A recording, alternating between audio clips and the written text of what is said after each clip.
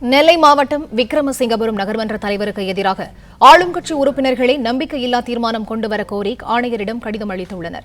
இது தொடர்பான தகவல்களை தருகிறார் எமது செய்தியாளர் தளவாய். அவரிடம் பேசலாம். வணக்கம் தளவாய், அந்த கடிதத்தில் என்னென்ன விவரங்கள் கொடுக்கப்பட்டிருக்கின்றன? வணக்கம்.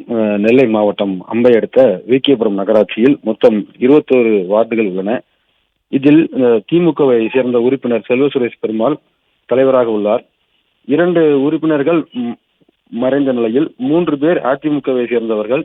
தலைவர் மற்றும் துணைத் தலைவர் தவிர மீதமுள்ள ஆளுங்கட்சியை சேர்ந்த 14 திமுக கவுன்சிலர்கள் ஒன்றிணைந்து நகராட்சியில் லஞ்சம் தலைவிரித்து ஆடுவதாகவும், எந்த ஒரு பணியும் திட்டமிடல் இல்லாமல் நடப்பதாகவும், கமிஷன் வாங்கி கொண்டு தரமற்ற முறையில் நடப்பதாக கூறி கவுன்சிலர்கள் தலைவர் மீது குற்றம் சாட்டி நம்பிக்கை இல்லா தீர்மானம் கடிதத்தை இன்று நகராட்சி ஆணையாளரான மகேஸ்வரனிடம் வழங்கினர். மனுவை பெற்றுக்கொண்ட அவர் உரிய நடவடிக்கை எடுப்பதாக உறுதியளித்துள்ளார்.